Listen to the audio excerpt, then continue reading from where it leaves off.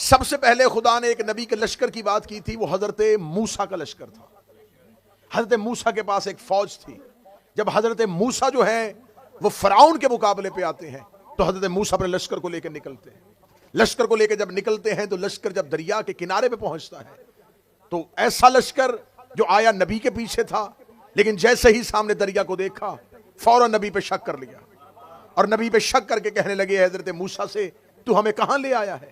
ہمیں تو سمجھ تھی کہ تو ہمیں فرعون کے ظلم سے بچائے گا، لیکن تو ہمیں کہاں لے آیا؟ اب ہمارے پاس نہ آگے جانے کا کوئی رستہ بچا ہے، نہ پیچھے جانے کا کوئی رستہ بچا ہے۔ خدا کہتا موسیٰ گھبرانا، تیری قوم نے تیرے اوپر بد اعتمادی کر دی ہے، لیکن تیرا اللہ تیرے ساتھ ہے۔ میں نے تمہیں عصا کا معجزہ دیا ہے، اس عصا کو دریا پہ مار۔ قرآن کہتا حضرت موسیٰ نے عصا کو دریا پہ مارا، دریا پہ مارنا تھا یا ایک رستہ بن گیا، لہروں نے رستہ دے دیا۔ جب لہروں نے ایک رستہ دیا تو پیچھے حضرت موسیٰ کا جو لشکر تھا وہ 12 قبیلوں پہ مشتمل تھا، ہر قبیلے کے لوگ حضرت موسیٰ کے لشکر میں ساتھ تھے۔ جب ایک رستہ دیکھا تو پہلے قبیلے نے کہا پہلے ہمیں گزرنا ہے، دوسرے نے کہا ہم پہلے ایمان لے کے آئے تھے، ہمیں پہلے گزرنا ہے، تیسرے کا نہیں ہم سابقون میں سے ہیں، پہلے ہمیں گزرنا ہے، چوتھے نے کہا ہم زیادہ وفادار ہیں۔ 12 قبیلے آپس میں لڑ رہے تھے اور حضرت موسیٰ دیکھ رہے تھے کہ اللہ نے ان پر کرم کیا، اللہ نے ان پر مہربانی کی، ظالم سے نجات دلانے کے لیے اللہ نے رستہ بنا دیا ہے، اور میری امت آپس میں لڑ رہی ہے، میرا لشکر آپس میں گھبرا رہا ہے۔ حضرت موسیٰ نے کہا میرے رب تو فیصلہ کر، مجھے کیا کرنا چاہیے؟ آواز پروردگار آئی، اے موسیٰ اپنے عصا کو دوبارہ دریا پہ مار دے۔ حضرت موسیٰ نے دوبارہ عصا کو دریا پہ مارا۔ قرآن کہتا ہے اب اللہ نے ایک نہیں، اللہ نے 12 رستے بنا دیے، اللہ نے 12 رستے بنا دیے۔ خدا نے حضرت موسیٰ کی قوم کے لیے 12 رستے بنا دیے۔ یہ کہانی میں قصص الانبیاء سے نہیں بن رہا، یہ داستان گوئی نہیں ہے، یہ میں کئی کہانیوں والی کتاب سے نہیں پڑھا، خدا نے قرآن میں اس کا پورا منظر لکھا ہے۔ خدا کہتا ہم نے موسیٰ کی قوم کے لیے 12 رستے بنا دیے، 12 رستے بنا دیے۔ خدا نے نہ 3 رستے بنائے نہ 13 رستے بنائے، خدا نے نہ 3 نہ 13، خدا نے رستے بنائے 12، کیونکہ ہدایت کے رستے ہوتے ہی 12 ہے، نجات کے رستے ہوتے ہی 12 ہے۔ اور پھر قرآن کہتا ہے کہ حضرت موسیٰ اپنی قوم کو لے کے ان 12 رستوں سے پار چلے گئے تھے، پار چلے گئے تھے ان 12 رستوں سے ایک قوم کو لے کے۔ موسیٰ معصوم تھا، اللہ نے معصوم کو اتنی طاقت دی ہے، ایک معصوم میں اتنی طاقت ہوتی ہے کہ وہ اپنی قوم کو 12 رستوں سے پار کروا دیتا ہے۔ 12 معصوموں میں اتنی طاقت نہیں کہ وہ ایک قوم کو پار کرو۔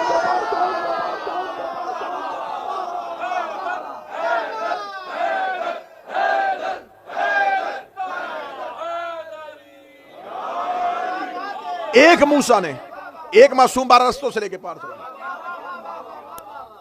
12 رستوں سے پار گیا، لیکن جو ہی حضرت موسیٰ دریا کے کنارے سامنے فلسطین نظر آ رہا تھا، موسیٰ نے قوم سے کہا جاؤ بنی اسرائیل اس شہر میں داخل ہو جاؤ، یہ تمہارے آباء و اجداد کا شہر ہے۔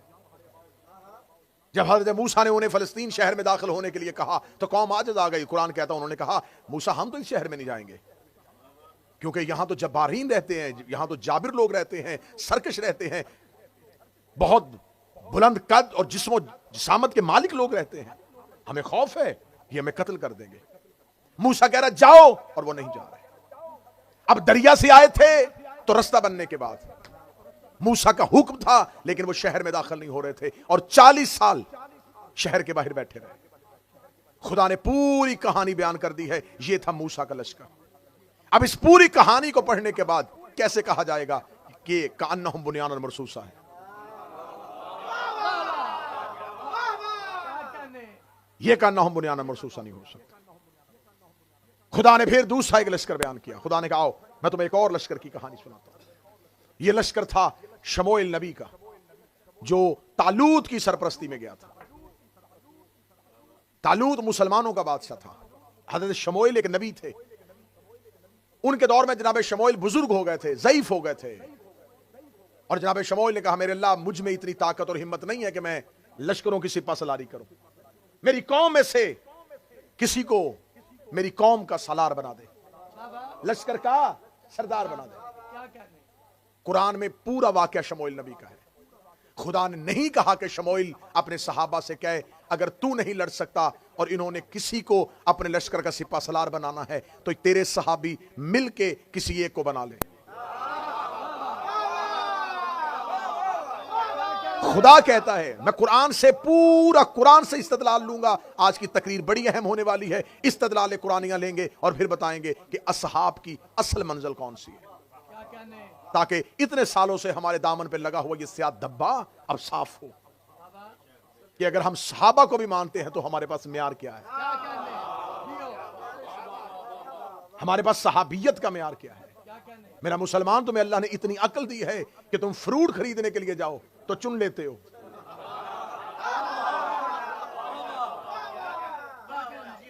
گلے سڑے تو نہیں اپنی باسکٹ میں ڈالتے, فروٹ چن کے لیتے ہو اور امام چن کے نہیں نکالا. میں چناؤ بتا رہا ہوں, میں سلیکشن بتا رہا ہوں, میں بتا رہا ہوں معیار کیا ہے, کس معیار پہ جا کے صحابی کو ماننا چاہیے. متوجہ ہے بات کی جاتی ہے. اب حضرت شموئیل نبی نے کہا کہ میں بوڑھا ہو گیا ہوں, مجھے ایک سردار چاہیے. خدا نے کہا شموئیل اپنی قوم سے کہہ دے یہ نہ تیرا خلیفہ چنے, یہ تیرا جانشین نہیں چنیں گے. ہاں ایسے کرنا, رات کو فرشتے جس کے دروازے پر تابوت سکینہ چھوڑ کے جائیں گے. یہ ایک باکس تھا جس کے اندر نبیوں کی چیزیں ہوتی تھی, نبیوں کے تبرکات ہوتے تھے. کسی نبی کی نلین, کسی کا پیرہن, کسی کا عصا, کسی کی تلوار, کسی کی پگڑی. تو یہ ہر دور میں نبی کا ورثہ ہوتا تھا. فرمایا جس کے دروازے پر یہ صندوق چلا جائے وہی تیری قوم کا سردار ہوگا. ساری رات شموئیل نبی کی قوم انتظار کرتی رہی, فرشتے آئیں گے اور صندوق کے دروازے پہ رکھیں گے. صبح کو اٹھے تو اس بستی کا ایک غریب نوجوان جس کا نام طالوت تھا, اس کے دروازے پہ وہ باکس پڑا ہوا تھا. قوم نے طالوت کو ماننے سے انکار کر دیا, ہم اسے نہیں بنائیں گے. یہ کون ہے؟ یہ تو انتہائی غریب ہے, جبکہ اعلیٰ لوگ موجود تھے. اللہ نے اسے کیوں چنا؟ شموئیل نبی کہا میں عاجز ہوں, فیصلہ میرا نہیں, اللہ کا ہے. قوم طالوت کو نہیں مان رہی تھی. یا کافروں کا بادشاہ تھا جس کا نام جالوت تھا. جالوت نے حملہ کر دیا شموئیل نبی کی قوم پر. اب شموئیل نبی نے کہا اگر طالوت کو نہیں مانو گے تو جالوت سے لڑو گے کیسے؟ قوم آخر متفق ہو گئی اور طالوت کی سرپرستی میں لڑنے کے لیے نکل گئی, لشکر لے کے. کأنہم بنیان مرصوصہ. ذہن میں رکھنا ہے, اس معیار پہ کسی نبی کا لشکر بھی آئے تو آپ نے کہنا یہ لشکر اس معیار پہ. جو ہی دونوں لشکر چلتے چلتے, قرآن نے پوری کہانی لکھی ہے اور ایسا منظر قرآن نے بیان کیا ہے, اگر آپ قرآن کو جاگتی آنکھوں سے پڑھیں گے نا تو آپ کو نظر آنا شروع ہو جائے گا. خدا اتنا بہترین قصہ سناتا ہے, اتنی بہترین بات سناتا ہے کہ دل میں اترتی ہے. ایک نہر کے کنارے پہ دونوں لشکر آمنے سامنے آ گئے, طالوت کا لشکر اور جالوت کا لشکر. مجلس منسوب ہے سرکار ابوالفضل عباس سے. خدا قرآن میں کہتا ہے کہ جب دونوں لشکر آمنے سامنے آ گئے تو ہم نے طالوت پر, لشکر طالوت مسلمانوں کا جو لشکر تھا, جو اللہ کا لشکر تھا, اس پر ایک وحی کی, ان اللہ مبتلیکم بالنہر, ہم تمہیں آزمائیں گے اس نہر کے ذریعے سے. فمن شرب فلیس منی, جو اس سے پانی پیے گا وہ ہم میں سے نہیں ہوگا. خدا لشکر پیاسا نہیں رکھنا چاہتا تھا, خدا دیکھنا چاہتا تھا یہ میری اطاعت میں کتنے کاربند ہیں. لڑنے تو آگے اللہ کے لیے, تو میں پہلے فیصلہ ابھی کر لیتا ہوں, انہیں آزما لیتا ہوں, نہر سے آزما لیتا ہوں, ابھی دیکھ لیتے ہیں کتنے پانی پیتے ہیں کتنے نہیں پیتے. پیاسا لشکر کہاں سے چلا تھا. طالوت نے کہا اللہ کا حکم آ گیا ہے, اس نہر سے کوئی پانی نہیں پیے گا. انہوں نے کہا یہ کیسا اللہ جو ہمیں پانی سے روک رہا ہے. اب پیچھے لشکر ہے اور طالوت سامنے ہاتھ بلند کر کے کہہ رہا نہ پانی پینا, حکم پروردگار ہے, شکست لے جاؤ گے, ہار جاؤ گے, ظالم تم پر حاکم بن جائے گا اگر تم نے اس نہر سے پانی پیا. خدا کہہ رہا ہے فمن شرب فلیس منی, اس سے پانی جس نے پیا وہ ہم میں سے نہیں ہوگا. آخر قوم اتری اور اس نے نہر سے پانی پینا شروع کر دیا. اس سے آگے ایک آیت ہے, یہ آیت آج بھی قرآن میں ہے. قرآن میں بہت سی آیتیں ایسی ہیں جو منسوخ ہیں, جو آئی تھیں حکم پروردگار ہوا تھا لیکن اس دور کے لیے ہوا تھا, پھر اس کے بعد وہ دور ختم ہو گیا. آیت کا احترام موجود ہے لیکن حکم منسوخ ہو گیا. یہ حکم کسی دور میں کسی نبی کے ماننے والوں کے لیے تھا, لیکن کیونکہ وہ نبی کا دور نہیں ہے, آیت ہے لیکن حکم منسوخ ہو گیا ہے. تمام عالمان اور مفسرین اور قرآن سمجھنے والوں نے اس آیت کو منسوخ میں نہیں رکھا کہ یہ حکم منسوخ نہیں ہوا. حکم کیا تھا ہم تمہیں آزمائیں گے اس نہر کے ذریعے سے. جس نے اس سے پانی پیا وہ ہم میں سے نہیں. اور خدا آگے کہہ رہا جس نے دریا میں اتر کے پانی کا چلو اٹھایا اور پھینک دیا وہ مجھ سے ہے. آیت قرآن میں نہ ہو, میں کل منبر پہ نہ ہوں, آیت قرآن میں آج بھی موجود ہے. جس نے چلو پی لیا اور پھر دریا کے منہ پہ مار دیا وہ تم میں سے نہیں. اللہ کہہ رہا وہ مجھ میں سے ہے. نبیوں کے دور گزرتے گئے, آیت وہی کی وہی کھڑی رہی. آخر رسول کا دور آ گیا, لوگوں نے پوچھا یہ کون سی آیت ہے, کون ہے جو اللہ میں سے ہے, کون ہے جو پروردگار میں سے ہے. آخر پھر بھی اس آیت کا پتہ نہیں چلا, یہاں تک کہ مولا امیر المومنین جب جنگ صفین کے لیے گئے, علی نے فرات کے کنارے پہ اپنے لشکر کا پڑاؤ کیا. لوگ قرآن کی آیتیں پڑھتے رہے کہ خدا نے قرآن میں کہا تھا میں تمہیں آزماؤں گا ایک نہر کے ذریعے سے, جو اس سے پانی پیے گا وہ مجھ میں سے نہیں ہوگا, جو اس سے پانی اٹھا کے چلو اس کے منہ پہ مارے گا وہ مجھ میں سے ہوگا. کون ہے جو اس آیت کا مصداق بنے؟ علی نے فرات کے گھاٹ پہ پہرا بٹھایا ہے, لیکن علی نے فرات کے اندر اپنا گھوڑا نہیں ڈالا. حسن نے فرات پہ اپنا گھوڑا نہیں ڈالا. کربلا عاشور کا دن آیا, عباس نے گھوڑا فرات کے اندر ڈالا, چلو پانی کا لیا, دریا کے منہ پہ مارا. خدا نے کہا جو پھینکے گا وہ مجھ میں سے ہوگا.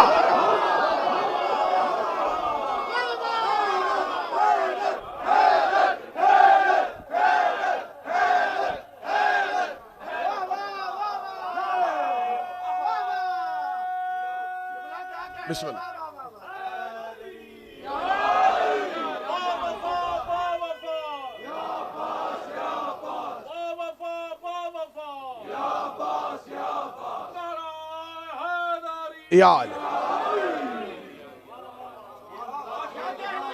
قوم عاجز آ گئی. قوم کا اللہ کے حکم کی نافرمانی کرنا اس بات کی دلیل ہے یہ کانہم بنیان مرصوصہ نہیں ہے. کسی نبی کا لشکر اس آیت کے معیار پہ پورا نہیں اتر رہا. رسول اکرم آئے, اسلام کی کافروں سے پہلی جنگ بدر. بدر کنواں جس کے کنارے پہ یہ جنگ ہوئی ہے. دو طرح کے لشکر نکلے, ایک ابو جہل کی قیادت میں, ایک ابو سفیان کی قیادت. ابو سفیان شام سے آ رہا تھا, ابو جہل نے مکہ سے آنا تھا. ابو سفیان کا جو قافلہ تھا وہ تجارت سے واپس آ رہا تھا. اس کے اندر سفر تجارت کی وجہ سے سامان تجارت تھا. خدا نے اپنے رسول نے اپنے اصحاب کو حکم دیا کہ ہم نے کافروں سے جنگ کرنی ہے, اور یہ پہلی جنگ ہے, اسلام کی پہلی جنگ ہے. مسلمان تھوڑے سے 313, جن میں سے صرف چند گھوڑے, چند نیزے, چند بھالے, باقی لوگ سب پیدل. رسالت میں آپ نے فرمایا ادھر سے مکہ سے ایک لشکر آئے گا, ایک شام سے آئے گا. ادھر والا ابو سفیان لے کے آ رہا ہے, ادھر والا ابو جہل. تم نے ابو جہل سے مقابلہ کرنا ہے. تاریخ اہل سنت کا ہوگے, تمام نے لکھا کہ اصحاب رسول کی آواز ہے یا رسول اللہ ہمیں ابو جہل سے نہیں, ہمیں شام والے لشکر سے لڑنا ہے.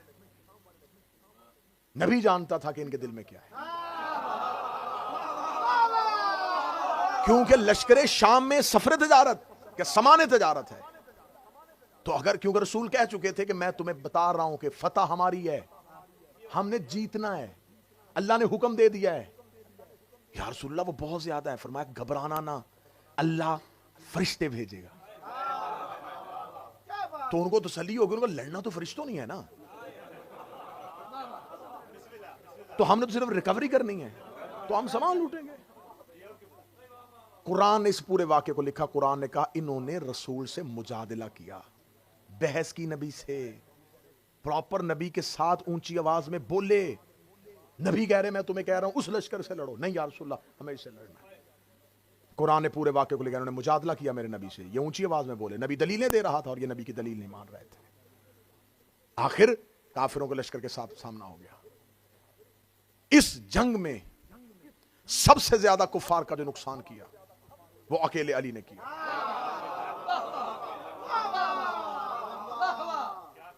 کافروں کے 70 لوگ اس جنگ میں مرے تھے, جن میں سے 39 لوگ اکیلے علی نے مارے تھے. ولید ابن عتبہ, عاص ابن سعید, ابن نوفل, نوفل بن خالد, حارث ابن زمہ, زمہ اسود, لوز ابن ربیہ, سعد ابن دار, حکم ابن حجاج, زید ابن ملس، یہ سارے عرب کے بڑے بڑے کافر علی کی تلوار سے. اکیلا علی لڑ رہا تھا اور لشکر پیچھے کھڑا تھا. قرآن نے ایک ہی بات نہیں کی، لشکر کی بات کی ہے. جو جڑے ہوئے مجلس کے ساتھ وہ بہن، قرآن نے ایک ہی بات نہیں کی، لشکر کی بات کی ہے. یہاں اکیلا لڑ رہا ہے اور لشکر پیچھے کھڑا ہے. اس کا مطلب کأنہم بنیان مرصوصہ، لشکر میں نہیں. کأنہم بنیان، سیسا پلائی ہوئی دیوار تو ہے ہی نہیں، اکیلا علی لڑ رہا ہے. اسلام کی دوسری جنگ، کیونکہ میرے پاس وقت نہیں ہے ورنہ میں ایک ایک جنگ کا ایسا منظر دکھاتا کہ کیا کیا ہو رہا تھا اس میدان جنگ میں. دوسری جنگ ہوئی، دوسری جنگ جنگ احد. اب کفار دوبارہ مکمل طاقت کے ساتھ آ گئے. مکمل طاقت کے ساتھ آنا تھا. عبداللہ ابن زبیر کو رسالت امام نے پہاڑی کے اوپر بٹھایا، 50 لوگ دے کے، ہم نیچے لڑیں گے، تم نے اوپر رہنا ہے، تیرے پاس تیر انداز ہوں گے، تیرا اوپر کا ڈیفنس نیچے والے مجاہدین کو لڑنے میں مدد دے گا. کیونکہ جب کافر نیچے لڑ رہے ہوں گے انہیں پتا ہوگا اوپر مسلمانوں کے بندے بیٹھے جن کے ہاتھوں میں تیر ہوں گے. تم اوپر سے حملہ کرو گے، کافر نیچے زمین پہ ٹھہریں گے نہیں. اگر ہم نیچے سے جنگ جیت بھی جائیں، کافر بھاگ بھی جائیں، تم نے نیچے نہیں اترنا. تم لوگوں نے اپنی چوکیوں پہ بیٹھے رہنا ہے، مورچے خالی نہیں کرنے جب تک میں تمہیں حکم نہیں دوں گا کہ آ جاؤ.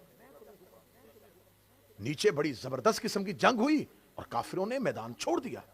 میدان چھوڑا تو جاتے ہوئے کوئی گھوڑا چھوڑ گیا، کوئی تلوار چھوڑ گیا، کوئی ڈھال چھوڑ گیا.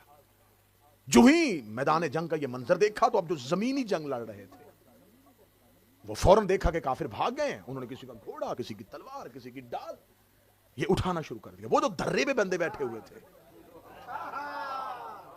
انہوں نے کہا ہم تو اسی پوزیشن میں بیٹھے رہے. تو نیچے تو سارے کا سارا میدان جب ہم اتریں گے تو ہمارے ہاتھوں کچھ بھی نہیں آئے گا. آخر 15 لوگ صرف، تاریخ کہتی، ہسٹری کہتی 15 لوگ جو تھے وہ بیٹھے ہیں پہلی نشست میں. انہوں نے کہا ہم نہیں جائیں گے. باقی لوگ نیچے اترے. بعد میں ان 15 میں سے بھی بہت سے لوگ نیچے اتر آئے. جو ہی وہ نیچے اترے، اکرمہ اور خالد بن ولید یہ لشکر کی کمانڈ کر رہے تھے، یہ نکل چکے تھے. آگے جا کے اکرمہ نے خالد کے کان میں کہا پیچھے تو مڑ کے دیکھ، درہ خالی ہو گیا ہے، بندے پہاڑ سے نیچے آ چکے ہیں. انہوں نے زوردار حملہ کیا پیچھے سے، اتنا طاقتور حملہ کیا کہ قرآن نے اس منظر کو لکھا. قرآن نے کہا مسلمانوں کے مجاہدین پہاڑیوں پہ ایسے چڑھ رہے تھے جیسے بکرا پہاڑ پہ چڑھتا ہے.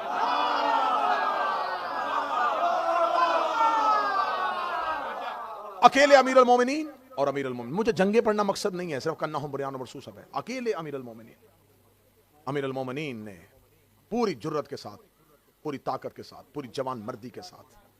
یہ وہ جنگ تھی جس میں رسالت مآب کا دندان مبارک زخمی ہوا تھا، ٹوٹا نہیں تھا. ممبر سے اگر کوئی پڑھے تو محتاط رہیے گا، رسول کا دان ٹوٹا نہیں تھا، زخمی ہوا. ٹوٹنا عیب ہے.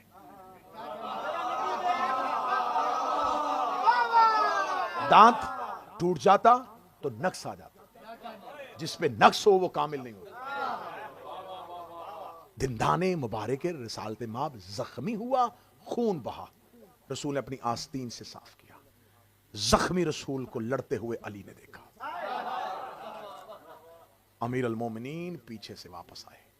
اب امیر المومنین کے لیے کیا تھا؟ رسول کا تحفظ بھی کرنا تھا اور سامنے لشکر سے کافروں سے اکیلے علی نے لڑنا بھی تھا. اب اگر ادھر سے لڑتے تھے تو پیچھے سے کافر رسول پہ حملہ کر دیتے. عرب میں یہ جنگی طریقہ اس سے پہلے کسی نے دیکھا ہی نہیں تھا. اب اکیلے امیر المومنین ہیں، اگر ادھر سے وہ لڑیں گے اور پیچھے رسالت مآب زخمی حالت میں ہیں تو کفار اور مشرکین پیچھے سے رسول پر حملہ کر دیں گے. امیر المومنین وہاں گئے جہاں رسالت مآب تھے. رسالت مآب کو کعبہ بنا کے علی نے اپنے گھوڑے کو چکر پہ لگا.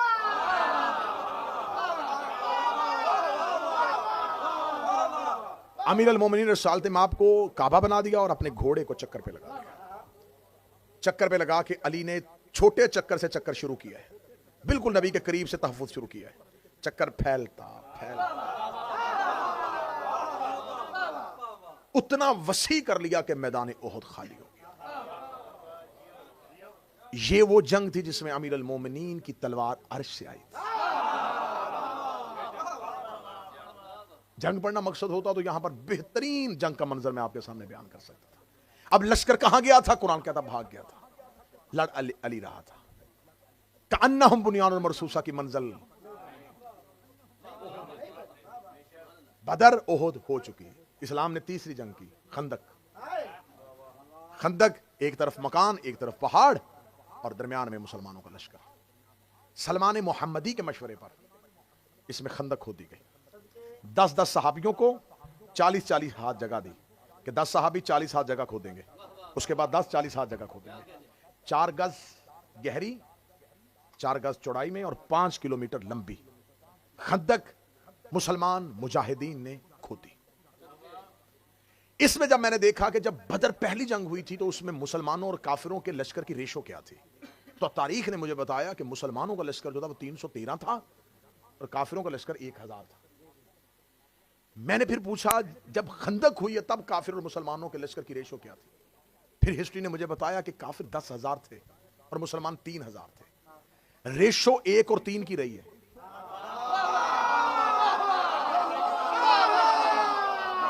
रेशो तब्दील नहीं हुई, 1 3। अब मैंने सोचा, मेरी अक्ल, आप क्योंकि आप ज्यादा समझदार हैं मुझसे, बहुत ज्यादा समझदार हैं, तो आप मुझे ज्यादा अकली तरीके से इस पे कायल कर सकेंगे। मेरी समझ में तो अभी तक ये नहीं आ रहा कि जब रसालत माब ने पहली जंग लड़ी तब भी मुसलमान 1 हिस्सा थे, काफिर 3 हिस्सा ज्यादा थे, खंदक में भी ज्यादा थे। रसालत माब ने बदर में खंदक नहीं खोदी, ओहद में खंदक नहीं खोदी। भाई खंदक तो इसलिए खोदी जाती है ना, ज्यादा लोग हैं तो बचना है, तहफुज करना है, तो खंदक इसलिए खोदी थी रिसालत माब ने, जो हिस्ट्री हमें बता रही है कि काफिर बहुत ज्यादा आ गए थे। मैंने कहा सोच रहा खंदक में ज्यादा आ गए हो, ओहद में कम आए, ओहद में भी इतने ही थे, बदर में भी इतने ही थे। तो मैंने कहा काफिर तो हर जंग में ज्यादा रहे हैं, बदर में खंदक नहीं खोदी, ओहद में खंदक नहीं खोदी। बाद में पता चला तहकीक करने से खंदक काफिरों के लिए नहीं खोदी थी,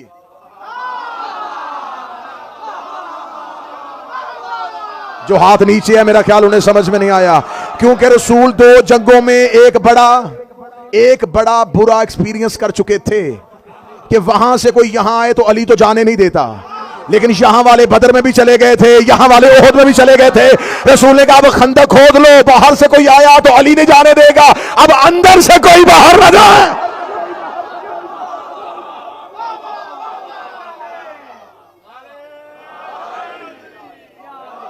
बाहर से कोई आ गया तो वो अली नहीं छोड़ेगा। अब अंदर वालों का क्या करें भाई, इनको रोकना कि ये ना जाए, जिनको रोकना था उन्हीं से खुदवाई। यहां मेरा जुमला नहीं है, ये जुमला है किबला अजहर संजैदी साहब का। मैं उन्हीं का जुमला उन्हीं के नाम से कहूंगा ताकि किबला की रूह को इसाल हो जाए। उन्होंने कहा किसी तंग दिल की तंग खंदक खोदी हुई से अमर आ गया।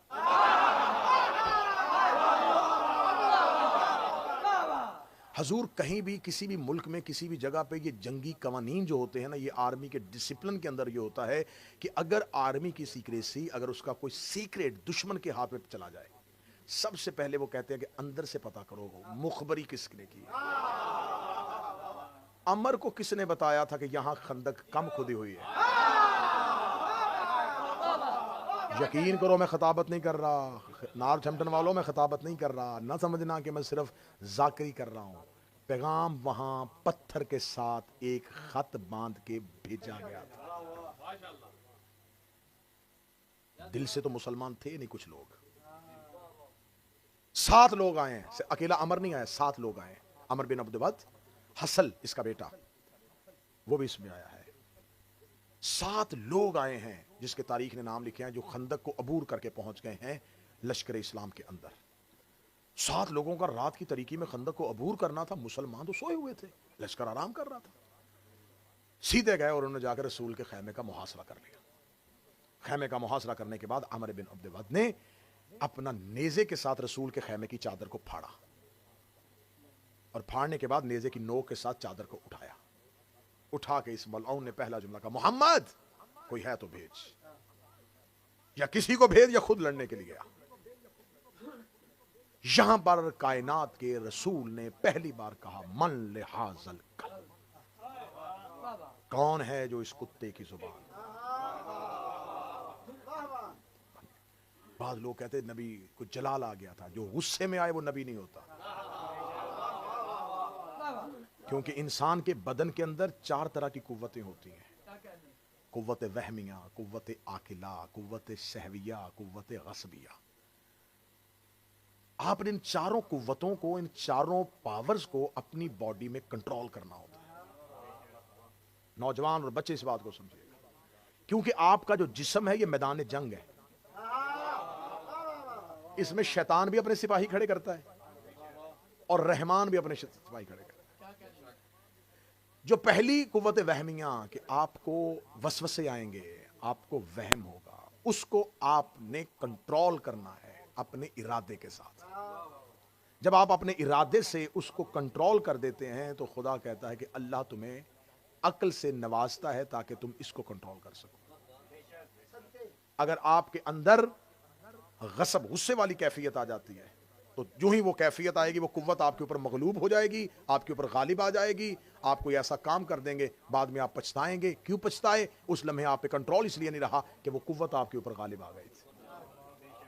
تو جو غالب آتی ہے, جس پہ غالب آتی ہے وہ مغلوب ہوتا ہے. امام اور نبی پہ یہ قوت غالب نہیں آتی. امام اور نبی کوئی بھی کام ہماری طرح غصے میں نہیں کرتے, کیونکہ وہ مغلوب نہیں ہے, وہ ہر شے پہ غالب ہے, وہ غالب علی کل غالب ہے. تو جب آپ یہ سمجھ لیں گے تو پھر آپ یہ سوال کرنا چھوڑ دیں گے کہ علی نے تلوار کیوں نہیں اٹھائی, کیونکہ یہ جتنے منظر آپ ہمیں بتاتے ہیں یہ ساری چیزیں انسانیت کے غصے کے لیے ہے.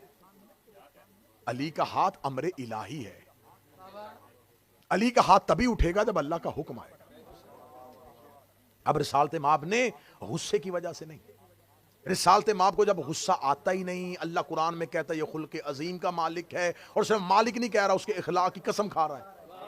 تو جس کے اخلاق کی اللہ قسمیں کھا رہا تھا, اس نے خندق میں عمر بن عبد ود کو کتا کہہ کے بلایا تو کوئی نہ کوئی تو راز ہوگا, یا رسول اللہ جلال آیا تھا. فرمایا جلال نہیں آیا تھا, رسول نے ایک معیار قائم کر دیا تھا. یہ دروازے پہ باہر کھڑا ہو کے, میدان میں کھڑا ہو کے للکارتا, میں کبھی گالی نہ دیتا. اس نے آ کے دروازے پہ دروازے پہ دروازے پہ دروازے پہ دروازے پہ گستاخی کی ہے. میں دنیا کو بتا رہا ہوں, جو ہمارے دروازے پہ آ کے گستاخی کرے, آتا انسان ہے, واپسی پہ کتا ہو جاتا.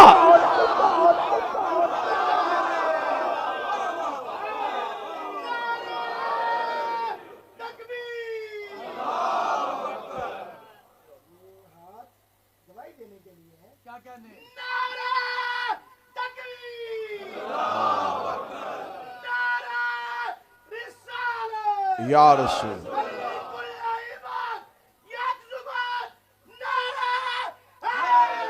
یا آپ ہمیں بتائیں کہ بدر میں بھی لشکر نہیں لڑ رہا, اکیلے علی لڑ رہے ہیں.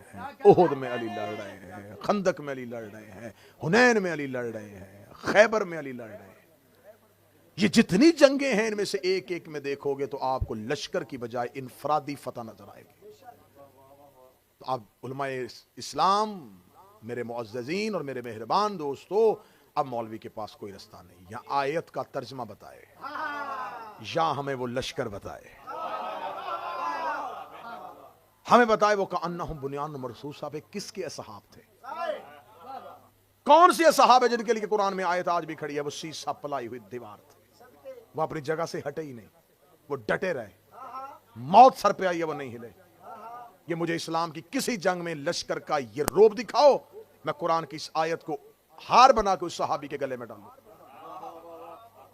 کہ تم ہو اس آیت کے مصداق, یہ لشکر اس آیت کا مصداق ہے.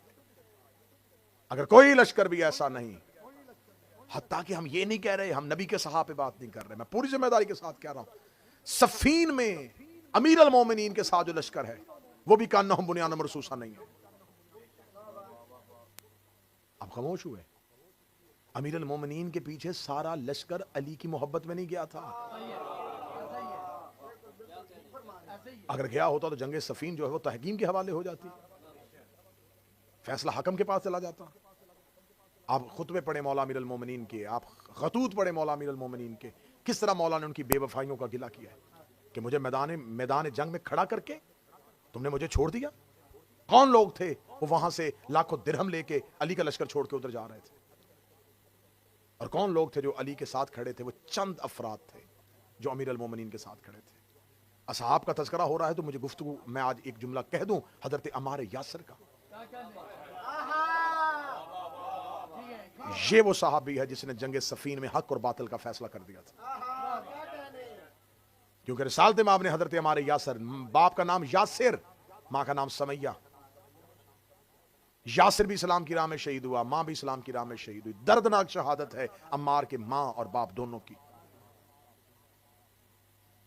ماں بھی شہیدہ، باپ بھی شہید، مظلومہ اور مظلوم کا بیٹا حضرت عمار. مسجد نبی تعمیر ہو رہی ہے، ہر صحابی ایک اینٹ اٹھا رہا ہے، یہ دو. رسالت مآب نے سے کسی نے کہا کہ یا رسول اللہ عمار مر جائے گا آج، وہ اتنی وزنی پتھر دو اٹھا رہا ہے. رسول نے جا کے حضرت عمار سے کہا عمار تو دو کیوں اٹھا رہا ہے؟ فرمایا ایک اپنے حصے کا، ایک آپ کے حصے کا. اس کے سر کے اوپر گرد پڑی ہوئی تھی، پتھر جو اٹھا رہا تھا تو پتھر اٹھانے کے بعد سر میں گرد پڑی ہوئی. رسالت مآب نے اس کے پگڑی سے، اس کے سر سے اپنے ہاتھوں سے گرد صاف کی. گرد صاف کر کے رسالت مآب نے عمار کو سینے سے لگا. عمار میں دیکھ رہا ہوں تجھے ایک باغی گروہ قتل کر، جبکہ تو حق پہ کھڑا ہوگا. یہ حدیث پیغمبر نے کہہ دی ہے. کتنی روشن حدیث ہے، کتنی واضح حدیث ہے کہ عمار تجھے باغی گروہ قتل کر. رسول کہہ رہے باغی قتل کریں گے اور تو حق پہ ہوگا. یہ حدیث صحیح بخاری میں امام بخاری نے کہاں پر لکھی ہوئی ہے؟ چاہیے تھا نا یہ جہاں جنگوں کے حالات ہو رہے ہیں، جہاں باب الایمان ہے، جہاں باب نفاق ہے، وہاں پر جا کے اس حدیث کو رکھتا تاکہ پڑھنے والوں کو حدیث سامنے آتی. جاؤ جا کے صحیح بخاری جا کے گوگل سرچ کر کے دیکھنا یہ حدیث اس نے کہاں پر رکھی ہوئی ہے. مسجد میں صفائی کرتے ہوئے گرد پڑنے کے احکام، کہ جس باب کے اندر انہیں مسجد کا باب ہے نا، مسجد کا، کہ مسجد کے کیا کیا کیا کیا فضیلتیں اور کیا کیا احترام ہے، اور مسجد میں صفائی کرنی اور صفائی کرتے ہوئے ڈسٹ اگر پڑ جائے وہاں پر جا گئے چھوٹی سی ایک سائڈ پہ یہ حدیث لکھی ہوئی ہے. جبکہ یہ ہے معیار، یہ ہے صحابی. میدان جنگ میں ادھر علی کا لشکر ہے، ادھر معاویہ کا لشکر، درمیان میں علم لے کے ہمارے یاسر آ گئے. درمیان میں کھڑے ہوئے علی کے لشکر سے نکل کے دونوں لشکروں کے درمیان میں آ گئے اور درمیان میں آ کے لشکر معاویہ کی طرف دیکھ کے کہا سنو میں مصطفیٰ کا صحابی ہوں، کیا تمہیں نبی کی حدیث بھول گئی؟ عمار کے صرف نکل کے آنے کی وجہ سے 35 لوگ معاویہ کے لشکر کے نکل کے علی کے لشکر میں آ گئے. یہ نہیں کہ صرف ادھر سے لوگ ادھر گئے ہیں، جو ادھر سے آئے ہم وہ بھی گنتی پوری کریں گے. ادھر سے بھی 35 لوگ آئے. انہوں نے آ کے کہا علی تو حق کا امام ہے. ہمیں تو پتہ ہی نہیں تھا. عمار آ کے کھڑا ہو گیا ہے. جب حضرت عمار یاسر کی شہادت ہو گئی تو لشکر معاویہ میں کھلبلی مچ گئی کہ یہ کیا، ہمارے پاس تو نبی کی حدیث ہے، اسے باغی گروہ قتل کرے گا. تو باغی کیا ہم باغی ہیں؟ ہمارے ہاتھوں عمار قتل ہو گیا. تو عمر بن عاص جیسا چلاک لومڑی اس نے فوری طور پہ جا کے کہا، اس نے نہیں نہیں نہیں نہیں نہیں نہیں، یہ ہم نے قتل نہیں کیا، بلکہ عمار کا قاتل علی ہے جو اسے لے کے ہماری تلواروں کے آگے آ گیا. دیکھو علی کا مقابلہ کس دور کے کس لوگوں کے ساتھ ہے. اس نے یہ تو وہ علی قاتل ہے، نہ علی لے کے آتا نہ عمار ہماری تلواروں سے قتل ہوتا. انہوں نے کہا ہاں ہاں ہاں ہاں ہم نے تو نہیں نہ قتل کیا، کیونکہ جس نے گناہ کیا ہو نا وہ تو اتنی جلدی بہانے میں مان جاتا ہے.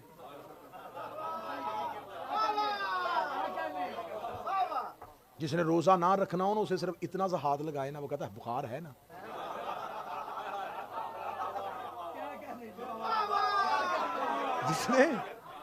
جس نے کوئی چیز چھوڑنی ہو تو بہانہ ڈھونڈتا بھائی.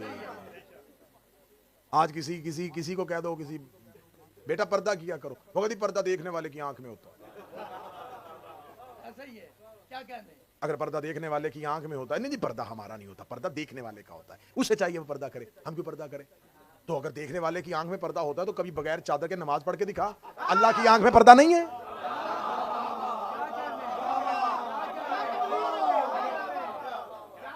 اللہ کی آنکھ میں پردہ نہیں تو بغیر چادر کے نماز پڑھ.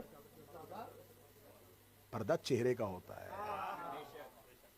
اہل بیت کی حلال کی ہوئی چیز کو اگر اطاعت نہیں کر سکتے تو اسے حرام بھی نہیں کر سکتے، اور ان کی حرام کی ہوئی چیز سے اگر منع نہیں ہو سکتے تو اسے حلال بھی نہیں کر سکتے. میں بہت سے ایسے لوگوں کو تبلیغ کرتے ہوئے میں نے کہا کہ یار تم پتہ چلا ہے تم امام حسین کی محبت کرتے ہو، شراب پیتے ہو. وہ کہتے جی ہمیں نشہ نہیں ہوتا. ہاں کتنی بدبختی ہے. اسلام نے نشہ حرام کیا ہے, ہمیں ہوتا ہی نہیں. تو پھر یا کچھ لوگ کہتے ہیں نہیں ہم بطور دوا استعمال کرتے ہیں. دوا میں شفا ہوتی ہے, جسے اہل بیت حرام کر دے اس میں شفا نہیں ہوتی.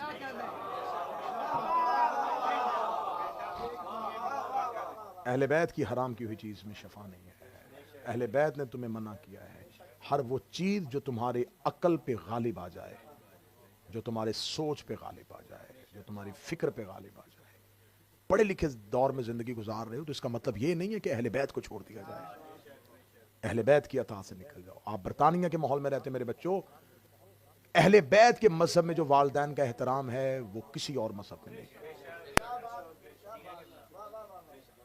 یہ آپ کا کوئی ایکسکیوز نہیں ہے کہ ہم اب انڈیپینڈنٹ ہو گئے ہیں, اب ہم خود فیصلے کرنے کی پوزیشن میں آ گئے ہیں. بس ہمیں اسلام اس بات کی اجازت دیتا ہے. اسلام تمہیں ماں باپ کے سامنے اف کی بھی اجازت نہیں دیتا. اف لفظ نہیں ہے, اف کوئی لفظ ہے, اس کا کوئی ایکسنٹ بھی نہیں ہے کہ آپ نے منہ بگاڑ کے نہیں میں نے بدتمیزی نہیں کی, میں نے تو آپ کہہ کے منع کیا تھا. ابا جی آپ تو ہر بات میں بولتے ہیں, اب آپ کو کیا پتا کہ باہر کیا ہو رہا ہے, اب آپ کو کیا پتا کہ کیا ہو رہا ہے. آپ نے بھی کل ابا جی ہونا ہے. اس دور میں آپ کو بھی نہیں پتا ہوگا. بولو وہ جو کل برداشت کر سکو.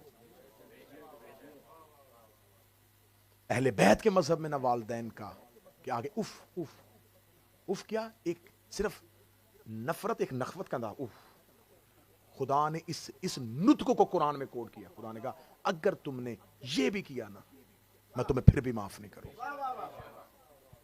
جاؤ جا کے اہل بیت کے مذہب میں جا کے پوچھو کہ امیر المومنین والدین کے گستاخ کو منہ نہیں لگاتے تھے. ایک شخص آیا علی کی محفل میں آ کے بیٹھا, امیر المومنین نے کہا اٹھاؤ اس کو میری محفل سے باہر نکالو. یا علی یہ تو آپ سے بہت پیار کرتا ہے. علی فرماتا ہے میرے پیار کا فائدہ کیا جب ماں ہی سے نہیں کرتا.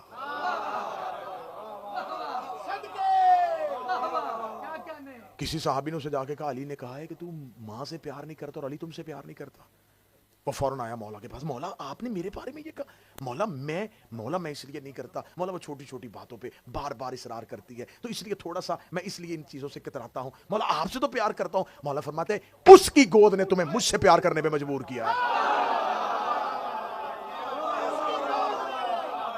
وہ نہ ہوتی تو مجھ سے کبھی پیار نہ کرتا. جس وسیلے سے علی تک آیا ہے اس وسیلے کو درمیان میں رکھ.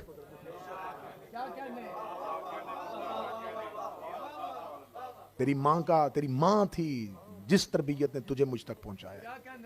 تو وسیلہ چھوڑ کے آ رہا ہے, علی وسیلہ نہیں چھوڑے گا.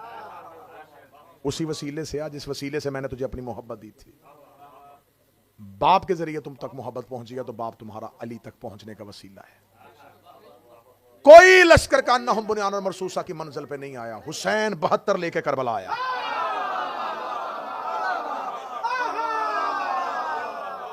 حسین لا کے 72 رکھے کربلا. حسین کا لے میرے اللہ تو آدم سے لے کے میرے بھائی حسن تک. یہ آیت وہیں کی وہیں کھڑی رہی. کون ہیں جو سیسا پلائی دیوار پر ہے. خدا کہتا اللہ محبت کرتا ہے ان سے. یقاتلونا فی سبیلہ, جو میری سبیل میں قتل کرتے ہیں, جنگ کرتے ہیں, لڑتے ہیں. یہیں سے گفتگو کل شروع کریں گے اور کل شب عاشور اہم مجلس اصحاب امام حسین پہ ہوگی. وہ کس معیار پہ تھے, کیا مقام تھا, کتنا بلند مقام تھا کہ ان میں سے کوئی بھی رضی اللہ نہیں ہے.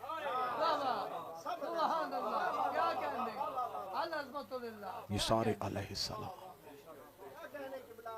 میں ان میں سے چند وہ نام ضرور کل آپ کے سامنے بیان کروں گا کیونکہ ہمارے پاس اصحاب میں سے صرف 2 یا 3 ہی کی بات بچوں کو پتا ہے. یا حر کو جانتے ہیں, یا حبیب ابن مظاہر کو جانتے ہیں. تمہیں پتا ہو کہ زہیر کون ہے, عابس شاکری کون ہے. تمہیں پتا ہونا چاہیے کہ مسلم ابن اوسجہ کون تھا.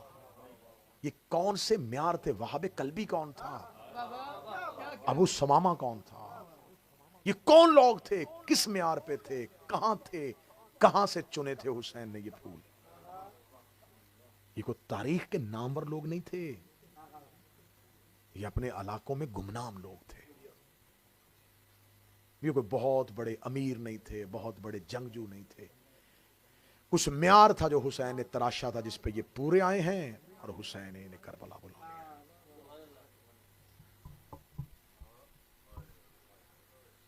اگر آج ان اصحاب حسین کا معیار دیکھنا ہے تو ایک جملے پہ معیار تل سکتا ہے. کتنا کمال وہ لشکر ہوگا جس کے سالار کا نام عباس ہے. کیا ہوگا وہ لشکر حسینی جس کے علمدار کا نام عباس.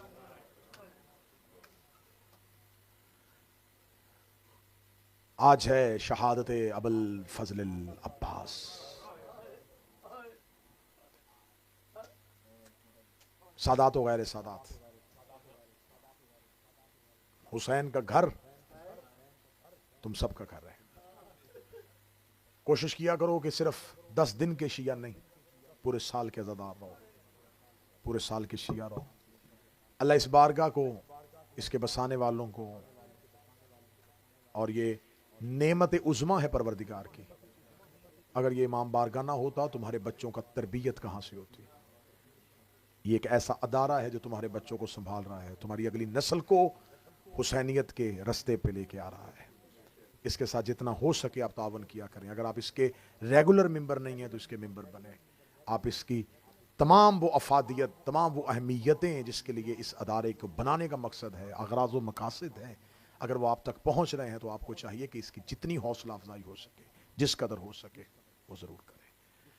جتنی دیر عباس زندہ رہا علی کی بیٹیاں سکون سے سوتی رہی.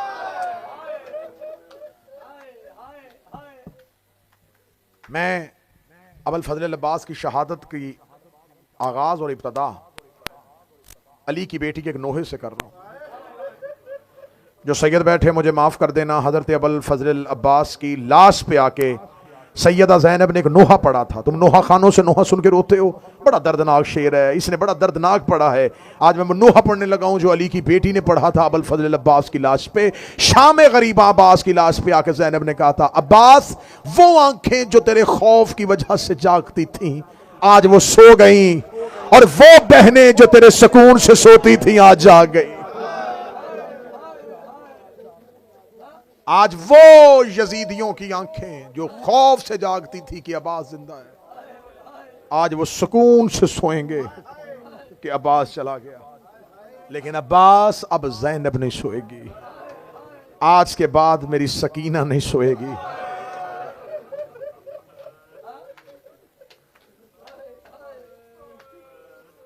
میرا مولا حسین آپ کا پرسہ قبول فرمائے، علی کی بیٹیاں یہ پرسہ قبول فرمائے، سیدہ یہ پرسہ قبول فرمائے. عراق میں نے خود مولا عباس کے حرم میں ایک عالم دین، عرب عالم دین، اس کی زبان سے یہ واقعہ سنا تھا. اس نے کہا مولا عباس کی مجلس میں ایک شخص آتا تھا جو دونوں پاؤں سے معذور تھا. جب بھی مولا عباس کی مجلس میں آتا رو کے کہتا، عباس کاش میری ٹانگیں ہوتی، میں کھڑا ہو کے تیرا ماتم کرتا. مولا میں کھڑا ہو کے تیرا ماتم کرتا. وہ کہتے عراق کے ایک گاؤں میں رہنے والا وہ بچہ بار بار کہتا تھا کاش میری ٹانگیں ہوتی، میں حلقے کے درمیان میں کھڑا ہو کے حسین کا ماتم کرتا. عالم دین کہتے ہیں کہ اسی جگہ پہ مجلس ہو رہی تھی، یا لوگوں نے دیکھا کہ حلقے میں وہ کھڑا ہے اور وہ ماتم کر رہا ہے. لوگوں نے اسے کھڑے ہو کے ماتم کرتے ہوئے دیکھا. لوگوں نے اسے کہا تیری تو ٹانگیں نہیں تھی، تو کھڑا کیسے ہوا؟ اس کا مجلس حسین میں بیٹھے ہوئے جب مصائب پڑھا جا رہا تھا، میں نے رو کے کہا عباس تجھے حسین کے کچلے ہوئے سینے کا واسطہ، مولا عباس تجھے حسین کے کچلے ہوئے سینے کا واسطہ. وہ کہتا میں نے دیکھا کہ گھوڑا سوار آیا ہے، گھوڑا سوار نے آگے گھوڑا میرے قریب روکا ہے، رو کے مجھے کہنے لگا اٹھ کھڑا ہو کے ماتم کر. کہتا میں کیسے ماتم کروں، میرے پاؤں نہیں ہیں، میری ٹانگیں نہیں ہیں. مجھے کھڑا کرنا چاہتا ہے، اپنا ہاتھ بڑھا، میں تیرا ہاتھ پکڑ کے کھڑا ہوں. اتنا کہنا تھا، اس نے ابا ہٹائی، رو کے کہتا میرے پاس کوئی نہیں ہے. میرے اشل کی لجام میں ہاتھ ڈال. میں نے اس کے گھوڑے کی لجام میں ہاتھ ڈالا.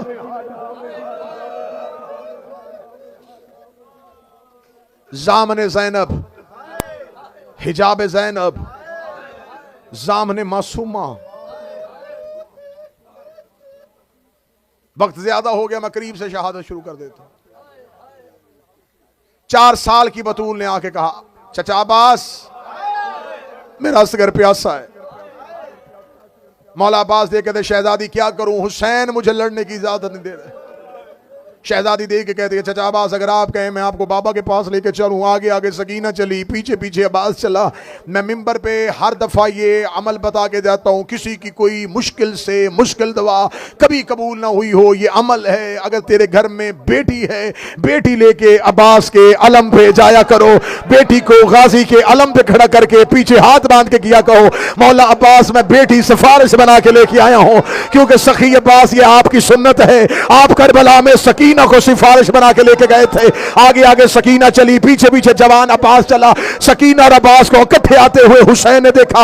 हुसैन ने कब्ज़ाए तलवार से सर को उठाया, उठा के लगा, अम्मा तेरा हुसैन गरीब हो गया। अब्बास सकीना को सिफारिशी बना के लेके आ रहा है। आके कहने लगी, बीबी सकीना बाबा मेरे चचा को पानी लाने दीजिएगा। हुसैन रोक दे, सकीना पानी किसके लिए चाहिए? रोक दी, खुद नहीं पीना, मेरा असगर बड़ा प्यासा है। हुसैन रोक दे, सकीना असगर तेरा क्या लगता है? आवाज आई, बाबा मेरा भाई है। फरमाया तेरे असगर की उम्र कितनी है? बाबा 6 माह। फरमाया अब्बास मेरा क्या लगता है? बाबा आपका भाई लगता है। फरमाया मेरे भाई की उम्र कितनी है? फरमाया 32 साल। हुसैन उठे, सकीना को सीने से लगाया, रोका, सकीना फैसला खुद करना, ऐसा ना हो ना तेरा 6 महीने का बचे ना मेरा 32 साल। फैसला ऐसे करना, ऐसे ना हो न तेरा 6 माह का बचे न मेरा 32 साल का बचे। मौला मैं जमानत देता हूं, मौला मैं सिर्फ पानी लाऊंगा। मौला हुसैन ने कहा, सकीना जा खेमे से मशकीज़ा ला। शहजादी मशकीज़ा लेने के लिए गई। मौला हुसैन ने अब्बास का हाथ पकड़ा, टीले के पीछे ले गए। जब देख लिया ना बहन का खेमा दूर रह गया है, मौला हुसैन ने कहा, अब्बास एक बार मुझे गले से लगा। अब्बास ने हुसैन को गले से लगाया। मौला हुसैन ने अब्बास के मुंह पे अपना मुंह रखा। रो के हुसैन ने जुमला कहा, जो मातम कर सकता मातम कर लेना। हुसैन रो के दे, अब्बास मुझे बता मैं बहनें लेके कहाँ जाऊं, मैं बेटियां लेके कहाँ जाऊं? अब्बास मैं तेरे सहारे में मदीने से चला था, अब्बास मैं ज़ैनब लेके कहाँ? हाय हुसैन, हाय हुसैन, हाय हुसैन। कल की रात रह गई रोने की। कल शहीदों की रात है, फिर आगे गरीबों की रात है। जो ना रो सके हाय कहे, हाय ना कह सको सर झुकाए। आंखें बंद करके सिर्फ इतना सोच ले, ये घर उजड़ने के लायक था नहीं। मौला हुसैन की आवाज आई, अब्बास मैं तेरे सहारे पे आया था। अब्बास मैं बहनें लेके कहाँ जाऊं? अब्बास मैं बेटियां लेके कहाँ जाऊं? मौला अब्बास ने कहा, शहनशाह मैं क्या करूं, मुझसे तेरी बेटी के रोना सुना नहीं जाता। मौला मेरी आंखों के सामने मेरे लायक शागिर्द मारे गए। मौला मैं अब्बास कितना सब्र करूंगा? अगली सतर पढ़ने से पहले मैं खुद मातमी हूँ, खुद जंजीर जन हूँ, मेरा जिगर फट रहा है। मैं अगली सदर पीर साजिद शादी समझ में को कैसे सुनाऊं? जब कहा ना अब्बास तूने जाना ही है। हाँ मौला मैंने जाना है। सखी हुसैन ने मौला अब्बास के नियाब से तलवार खींच ली। रोकेगा अब्बास बगैर तलवार के चला जा। अब्बास रोके दे, मौला मैंने वादा किया है, मौला सामने कोई आया तो मारूंगा, मौला मैं खुद किसी पे हमला नहीं करूंगा, मौला मेरी तलवार मुझे दे दे। हुसैन ने तलवार हाथों पे ली। हुसैन की आंखों में आंसू थे। रोकेगा लेके जानी तलवार, बेशक ले जा, लेकिन इतना याद रखना, जितना तूने इन्हें मारना इतना इन्होंने शाम में ज़ैनब को मारना है, इतना इन्होंने सकीना को मारना है। तूने इन्हें जितना दौड़ाना है इतना इन्होंने कभी सकीना को, कभी घोड़ों के आगे, कभी ऊंटों के आगे मातम कर। हाय हुसैन के, हाय हुसैन। सैयदा तेरा मातम कबूल करे, ज़हरा तेरा गिरिया कबूल करे, अल्लाह इन नवाजों पे रहम करे। देख अबुल फजल अब्बास, एक गाजी की माँ तेरे अब्बास के पुरसदा।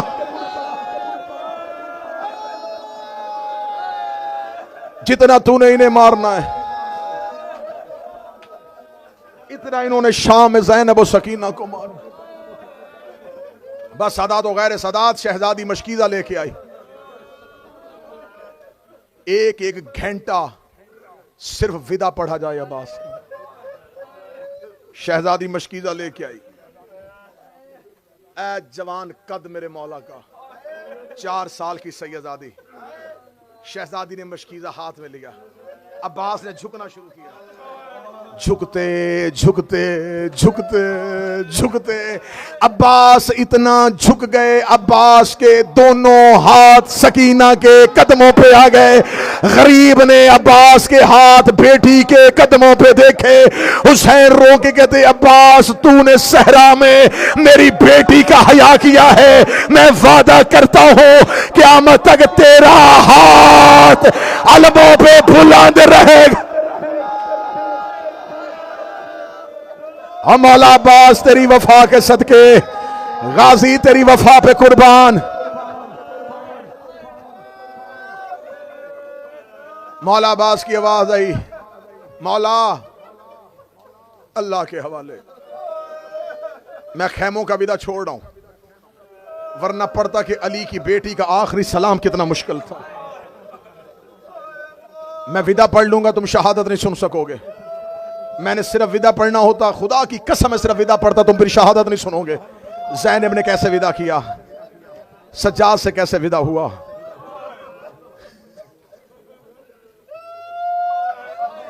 ایک ودا پڑھ دیتا ہوں، منت کی ماتم نے ایک ودا پڑھ دیتا ہوں، ایک ودا پڑھ دیتا ہوں. عباس نے ایک ودا کیا ہے علی کی بیٹی کے ساتھ، ایک ودا کیا ہے اپنی بہن رقیہ کے ساتھ. میں بی بی کا ودا پڑھنے لگا ہوں. جب شہزادی کے خیمے کے باہر عباس گئے ہیں، دیکھ کہتا ہے بی بی اللہ کے حوالے تیرا عباس جا رہا ہے. مقتل کہتی ہے زینب نے دونوں ہاتھ اپنے برقعے کے اوپر رکھ لیے، رکھ کے کہنے لگی عباس تو نہیں جا رہا، میری چادر جا رہی ہے، میرا برقع جا رہا ہے، میرا حجاب جا رہا ہے. عباس حسین کہاں ہے؟ آواز آئی مظلوم ٹیلے پہ بیٹھا ہوا ہے. فرمایا عباس تو ہمیشہ نوکر کہلواتا رہا، عباس ہمیشہ دروازے پہ پہرا دیتا رہا. عباس میری ماں نے تیرے اپنے ہاتھوں سے کرتے سیے تھے. عباس زینب تم سے کوئی پوچھنا چاہتی ہے. عباس رو کے جی شہزادی حکم کر. رو کے بی بی خیمے کے پردے کے قریب آئی، رو کے دی عباس اپنا کان پردے کے قریب کر. عباس قریب گیا، بی بی رو کے کہتی مجھے حسین سے شرم آتی ہے. عباس تو میرا خاص بھائی ہے، مجھے صرف اتنا بتا بازار میں چلتے کیسے ہیں، مجھے بتا شرابیوں سے بولتے کیسے ہیں، مجھے بتا خطبے کیسے دیتے. اسی پہ ہمارے پنجاب کے ذاکرین پڑھا کرتے تھے بھینی دامان سلامت رہوے ایک منت ہم شیر تے لائی وج کی میں بولنا نال شرابی دے. عباس مجھے بتا میرا لال خطبے کیسے دینے. بی بی رقیہ کے خیمے میں عباس گئے. فرمایا رقیہ تھوڑی دیر بعد میرا شہنشاہ غریب ہو جائے گا، میرے مظلوم کا زلجنا تو نے تیار کرنا ہے، میرے آقا کو سواری پہ تو نے بٹھانا ہے. لاشیں اٹھا اٹھا کے کمر ٹوٹ گئی تھی حسین. ٹیلہ کربلا پہ پیشانی تلوار. ہر ایک میں نے ہر ایک شہادت میں آپ کو سنایا ہے. جب بھی کوئی میدان میں جاتا حسین جنگ آنکھوں سے نہیں دیکھتے تھے، لاش اٹھانے خود جاتے تھے، جنگ عباس دیکھتے تھے. عباس ٹیلے پہ کھڑے ہو جاتے، حسین یوں زمین پہ نیچے نشے میں بلا تشبیہ بیٹھے ہوتے. حسین عباس کو دیکھتے رہتے. عباس کے چہرے سے پتہ چل جاتا کہ اون کیسا لڑ رہا ہے، قاسم کیسا لڑ رہا ہے. ایک ایک کو مقتل میں بھیج کے عباس کی آنکھوں سے حسین نے ہر کسی کی جنگ دیکھی ہے. عباس بتاتے تھے اون لشکر میں چلا گیا ہے، فرات خالی کروا دیا ہے، قاسم بڑا اچھا لڑ رہا ہے. حسین صرف عباس کو دیکھتے رہتے. آج عباس جا رہا تھا، حسین رو کے کہتے ہیں عباس میری آنکھوں میں بینائی نہیں ہے، میری کمر میں زور نہیں ہے. عباس میں نے تجھے لڑتے ہوئے دیکھنا تھا، अब्बास अब मैदान जंग में मुझे बोल बोल के बताता रहना, अब्बास मैं तेरी आवाज को सुनता जाऊं। इतना कहना था 4 साल की सैयदादी करीब आई, बाबे की दाढ़ी को चूमा, रोक के कहती बाबा तू परेशान क्यों था, तेरी सकीना अभी जिंदा है। सकीना टीले पे खड़ी हो गया, मुझे नहीं पता कौन मातम करेगा कौन नहीं करेगा। सकीना टीले पे चली गई, हुसैन जमीन पे बैठ गए, शहजादी टीले के ऊपर खड़ी हुई। इधर से अब्बास के घोड़े ने चलना शुरू किया, अब्बास के घोड़े की हरकत शुरू हुई। सकीना रो के कहती है बाबा मेरा चचा लश्कर के अंदर चला गया है, बाबा मेरे चचा के जाते ही लश्करों ने रस्ते देने शुरू कर दिए हैं, बाबा फौजें भागना शुरू हो गई हैं, बाबा मैदान खाली होना शुरू हो गया है, बाबा मेरा चचा अब्बास का घोड़ा फुरात के किनारे पे जा रहा है, बाबा वो देख मेरे चचा ने फुरात का घाट खाली करवा लिया है। हुसैन जमीन पे सकीना को देखते रहे, सकीना टीले पे खड़ी होकर मंजर सुनाती रही। बीबी सकीना देख रही चचा देखिए बाबा मेरे चचा ने अपना घोड़ा फुरात के अंदर डाल दिया है, वो देखिए मेरे मौला अब्बास ने मशकीदा पानी से भर लिया, वो देख मेरा चचा अपने घोड़े की जीन पे आ गया है, बाबा मैंने कहा नहीं था मेरा चचा पानी ले आएगा, वो देख अब्बास का घोड़ा भरे हुए मशकीजे के साथ फुरात के अंदर से निकल रहा है। हुसैन देखते रहे, सकीना की आवाज आई मेरे चचा का मुंह खैमों की जानब है। हुसैन देखते रहे, सकीना ने अपने दोनों हाथ पेशानी पे रखे, रो के कह दिया बाबा दोनों तरफ से फौजों ने हमला करना शुरू कर दिया है। हुसैन ने कमर पे हाथ रख लिए, सकीना रो के कह दिया बाबा मुझे मेरा चचा नजर नहीं आ रहा। हुसैन ने अपने हाथ सीने पे रखा, सकीना की आवाज आई बाबा मेरे चचा का दाया बाजू कट गया है, गरीब जमीन पे गिर गया। सकीना की आवाज आई बाबा बाया बाजू। हाय हुसैन हाय हुसैन हाय हुसैन। हौसले से हौसले से हौसले से। बाबा मेरे चचा का बायां बाजू गिर गया है। हुसैन ने आंखों पे हाथ रख लिए, अब किसी का नरम दिल है वो कानों पे हाथ रखना। सकीना टीले पे खड़ी जमीन पे गिर गई, रो के गई बाबा